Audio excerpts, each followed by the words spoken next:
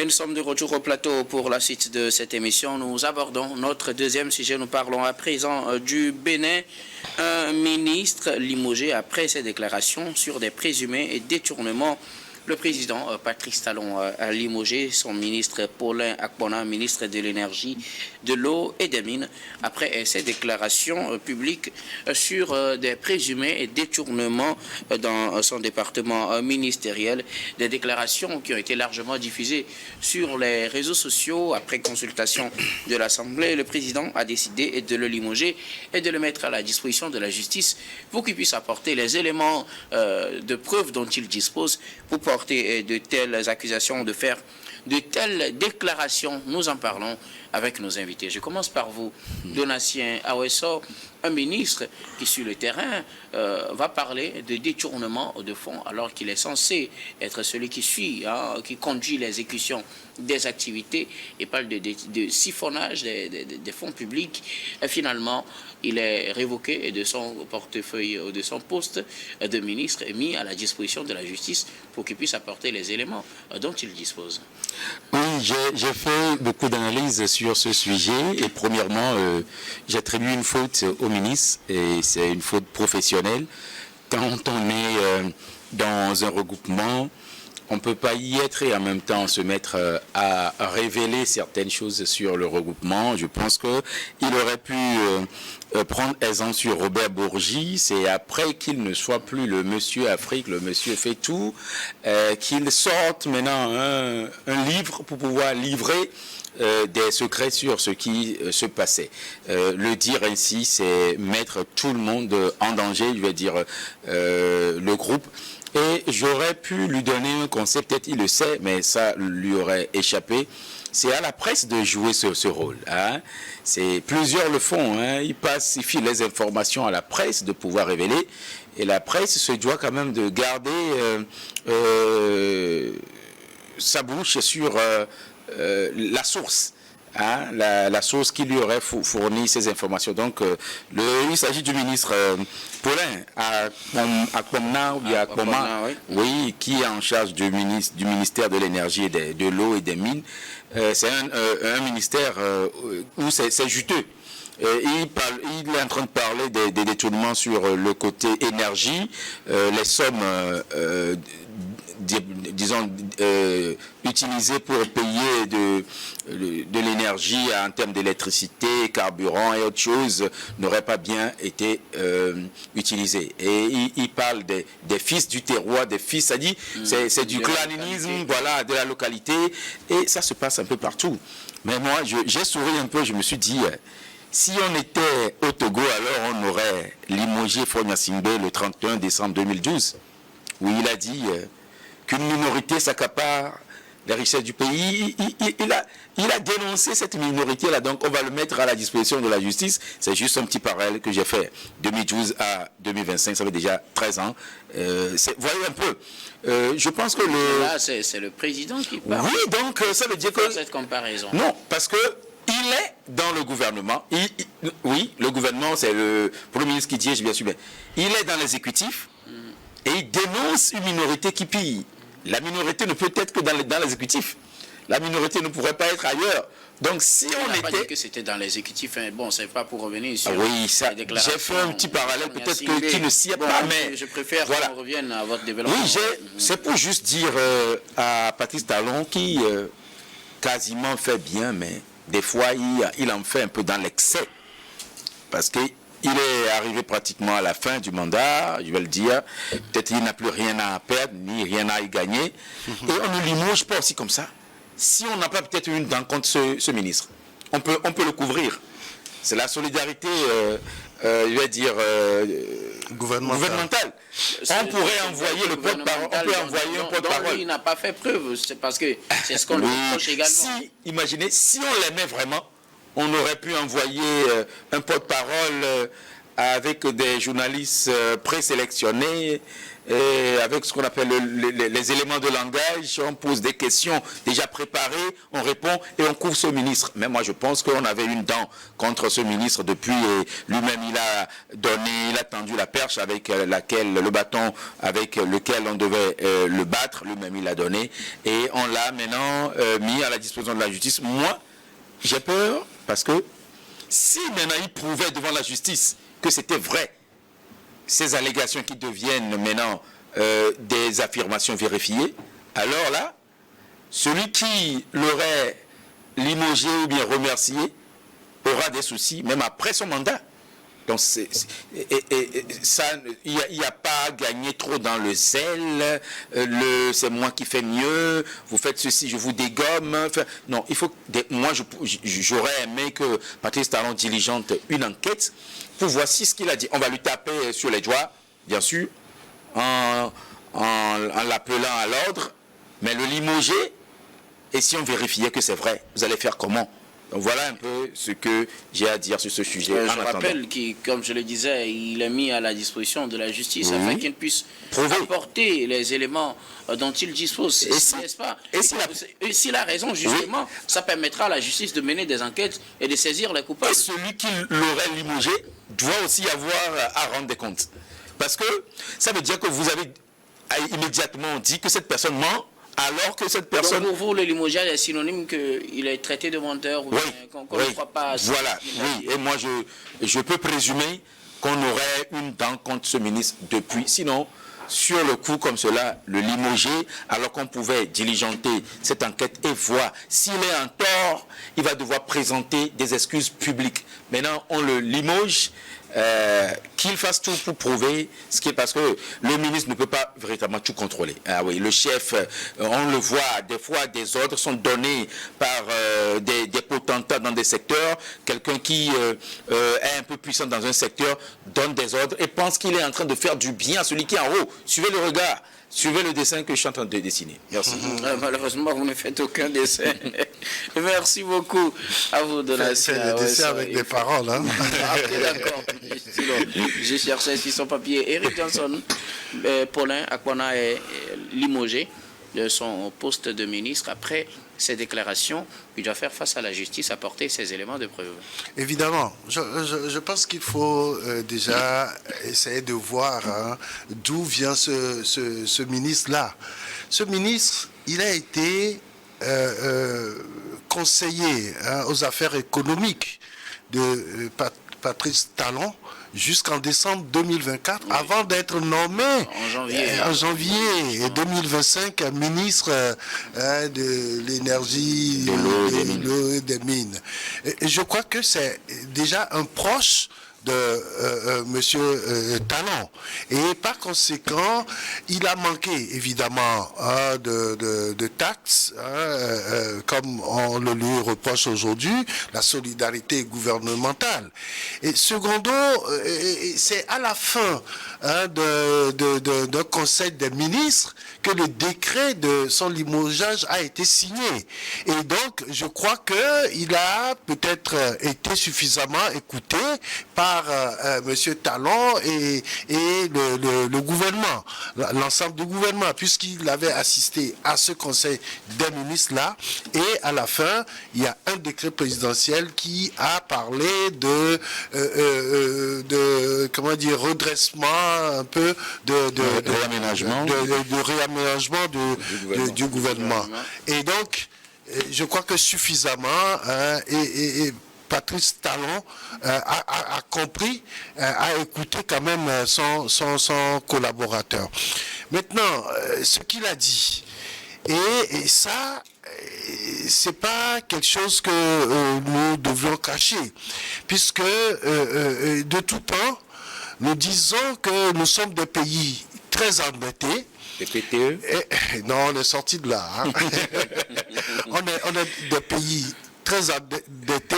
Aujourd'hui, pour le Togo, par exemple, on a atteint le seuil d'endettement, les 70% du PIB. Et donc, si tel est le cas, les populations se demandent, mais l'argent que nous prenons, dans quoi nous les investissons ? Et donc, par conséquent, le plus souvent, c'est dit que cet argent-là est détourné. Mais c'est une occasion, une très belle occasion, puisqu'il y a un membre du gouvernement qui a annoncé quelque chose, une très belle occasion qu'on découvre si, effectivement, cet argent-là que nous empruntons est détourné ou sert à autre chose que les objectifs qui sont fixés.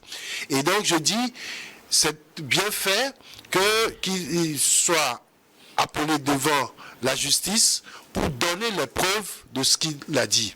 Il est chef d'un département gouvernemental et donc il doit avoir les informations nécessaires.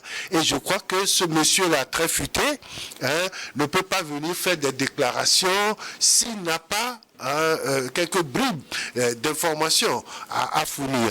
Et je crois que la justice va faire son travail. Et là, c'est le credo de M. Talon aujourd'hui.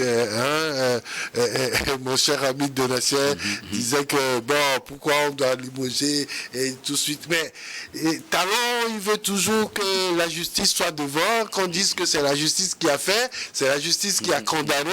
Et donc, voilà, on applique les décisions judiciaires. Et donc, voilà une belle occasion pour qu'on découvre effectivement s'il y a eu détournement d'objectifs ou détournement de fonds publics. Et là, tout le monde sera quand même situé par rapport à cette situation. Merci beaucoup, Eric. Adam Adjorno, le ministre est limogé.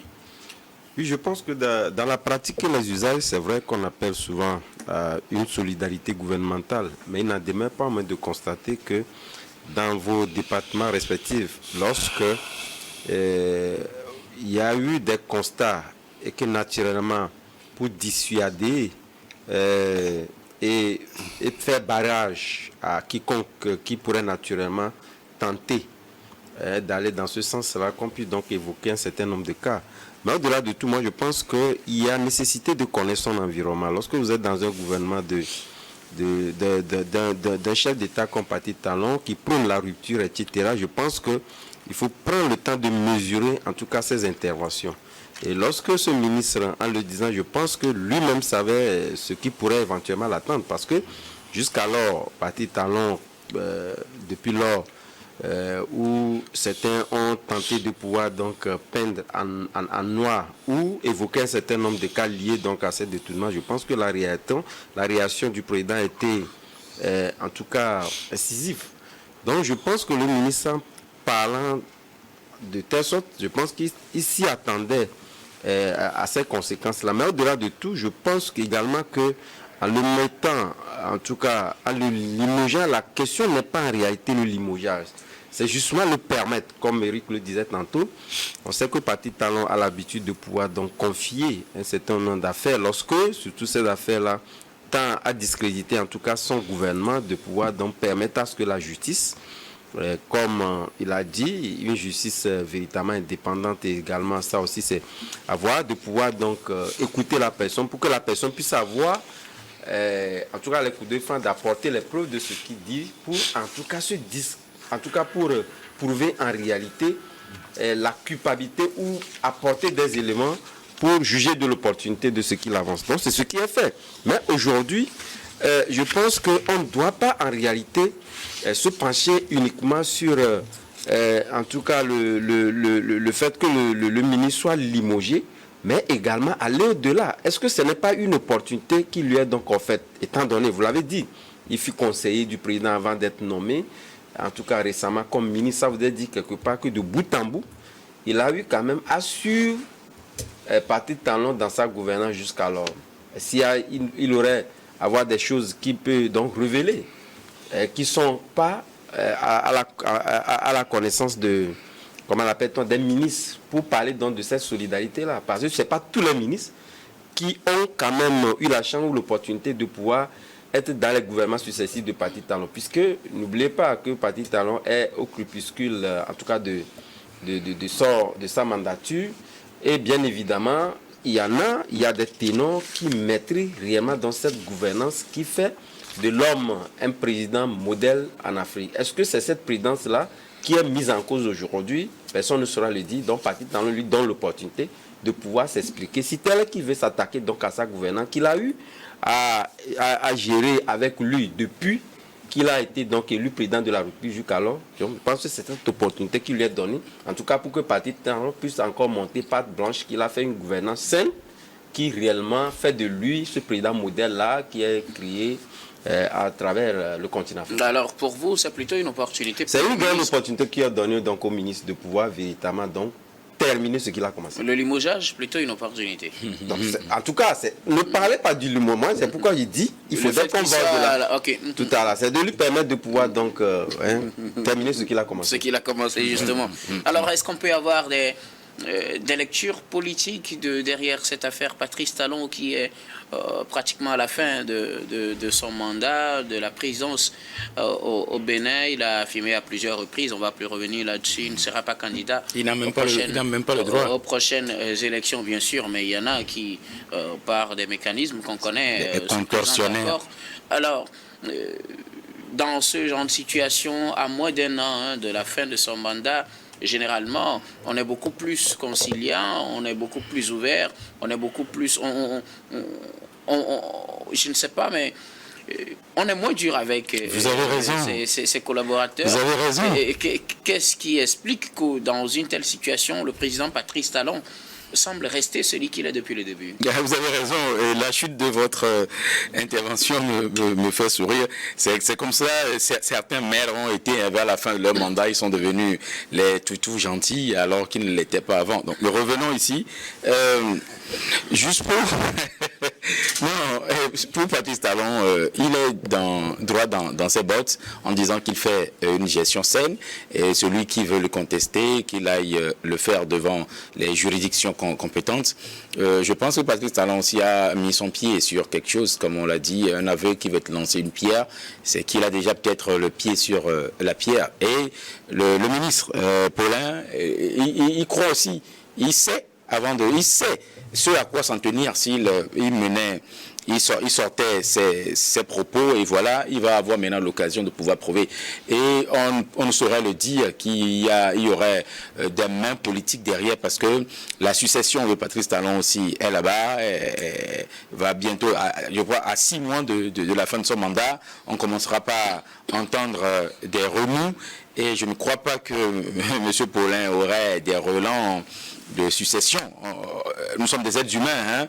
Les envies peuvent changer du jour au lendemain. Et nul ne peut savoir qu'est-ce qui se passe quand quelqu'un quitte un endroit. Il peut être approché par des gens de l'opposition pour pouvoir faire des déclarations. Il peut aussi avoir été approché par des gens du parti au pouvoir, peut-être qui veulent mettre en difficulté Patrice Talon. Tout est possible en politique, alors il faut quand même savoir quel sac transporter. Il faut transporter tout pour pouvoir dormir et dans la brousse, et sur le sable, et même sur la mer. Donc, des relents politiques, il peut y en avoir en dessous. Merci beaucoup. À vous, Donatien. Alors, Eric Johnson, est-ce qu'on peut peut-être faire une lecture politique d'une telle situation? Est-ce des faits intrinsèquement liés à la déclaration du ministre, ou comment comprendre cette attitude du président Patrice Talon? On le sait depuis le début, Patrice Talon a une certaine rigueur dans sa manière de conduire ses gouvernements, et cette rigueur semble ne pas bouger, même s'il déclare qu'il est à la fin de son mandat. On pourrait peut-être espérer qu'il soit beaucoup plus large, beaucoup plus... je ne sais pas, souple, voilà, dans sa gestion de certains écarts de ces éléments. Non, mais écoutez, Patrice Talon et M. Akpona ne sont pas du même parti. Ça, peu importe, c'est son ministre. Tu as posé la question au départ de savoir s'il y a des relents politiques. Oui. Et évidemment, parce que je ne sais pas si vous avez écouté les propos de M. Akpona, qui dit que depuis 2016, les gens ont siphonné les caisses de l'État pour tel et tel. Et donc, en parlant de 2016, c'est pratiquement le mandat de Patrice Talon. Et donc, ça veut dire qu'il y a des choses qui se passent et que Patrice Talon et son gouvernement se taisent dessus. C'est de cacher. Et donc, et quand lui vient révéler ça, ce n'est pas forcément anodin. Et puisqu'il était même devant une population, c'était presque une campagne politique. Et donc, je crois qu'il y a forcément des relents politiques dans cette affaire-là. Et donc, Patrice Talon s'est dit, très franchement, j'avais dit que c'est après le Conseil des ministres qu'il a été limogé. Et donc, il aurait été écouté et il aurait quand même dit des choses. On dit, bon, ok, si tu tiens à ce que tu as avancé, alors tu vas te prononcer devant la justice. Et ce n'est qu'à ce niveau-là qu'on peut faire le travail pour voir qui sont ceux-là qui ont détourné les objectifs ou les deniers publics, et à ce moment, on te donnera raison ou pas. Et il ne faut pas qu'on oublie, on vient de parler de la Cour africaine des droits de l'homme et des peuples. Lui, il peut aller porter plainte à tout moment. Ça va durer. Ah oui, c'est pas une affaire qui va finir de sitôt. Ouais. Parce qu'il y a l'honneur, l'orgueil humain et tout ça qui rentre en jeu aussi à la fin. Même si, politiquement, on sait que chacun veut tirer le marron du feu vers soi. Alors, à vous suivre également, on dirait que cette déclaration de Paulin Aponah n'est pas anodine. Il l'aurait fait dans un calcul politique, selon vous? Oui, considérons quand même qu'il y a quelque chose de politique derrière tout ça. Et donc, quand un politique se prononce sur un sujet, il faut savoir il s'est bien préparé, et c'est toujours des calculs politiciens. Et donc, on ne va pas occulter cela.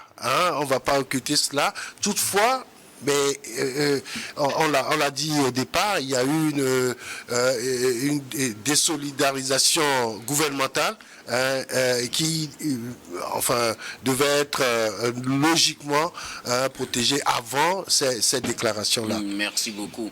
À vous, Eric Johnson, à Damadjrano, la solidarité gouvernementale n'a pas été au rendez-vous. Le ministre a été limogé, mais comment interprétez-vous cette réaction à la suite de son action posée? Peut-on lire derrière cela des relents politiques? Eric mettait tout à l'heure en lumière les divergences politiques des uns et des autres, et aussi pour lui, il se peut qu'on fasse des calculs politiques derrière. D'abord la déclaration et aussi la décision de limogeage. De toutes les façons, rien n'est exclu. Il a dit tantôt, parlant du fait que le ministre était d'un autre bord que le président de la République. Mais ce qu'il faut faire remarquer, c'est que si l'on remonte un peu l'histoire dans tous les pays où on connaît, en tout cas c'est en fin de mandat de chaque président qu'on essaie de révéler un certain nombre de manquements sur la gouvernance, parce que on se dit, vous n'avez plus rien à perdre, parce que le temps qui reste à passer avec Patrice Talon est assez minime, et que vous n'avez pas à vous soucier de perdre le poste, et surtout de vous redorer pratiquement le blason, parce que nous sommes à quelques mois des échéances politiques, et cela peut être interprété comme si le ministre avait des ambitions politiques, ou peut-être personnellement, ou liées donc à son parti politique. Et donc justement, il faut tirer le drap vers soi, comme vous l'avez dit, en faisant en sorte que vous mettez au jour ces manquements-là pour, en tout cas, faire peau neuve devant la population et en tirer meilleur profit au moment opportun, notamment lors des élections. Donc je pense que c'est la même chose. C'est la même chose de se préparer son propre terrain, en fait. De toutes les façons, que ce soit son propre terrain ou le terrain de son parti politique, tout s'entrecoupe. Ce qui est clair, c'est qu'en fin de mandat, personne n'a rien à perdre. Et on peut révéler ce qui était depuis des luttes cachées. Donc c'est en ce sens que j'estime que Patrice Talon n'a rien à se reprocher, dans l'opportunité, comme je l'ai dit tantôt, au ministre d'aller au bout de ce qu'il a commencé. Je pense le monsieur Akpanon, il est du parti Ensemble pour bâtir. Et Patrice Talon... C'est de Biotchani, là? Oui, et Patrice Talon, lui, il n'est d'aucun parti, il se dit toujours indépendant. Et pourtant, il y a des gens, il est soutenu par des partis politiques et le parti du ministre. Et surtout qu'à l'heure actuelle, il y a une guerre de positionnement autour de Patrice Talon, du moment où il y a d'autres partis qui sont plus proches de lui.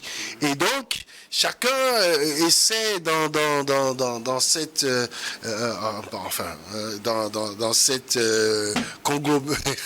ce conglomérat-là, chacun essaie de sortir la tête de l'eau.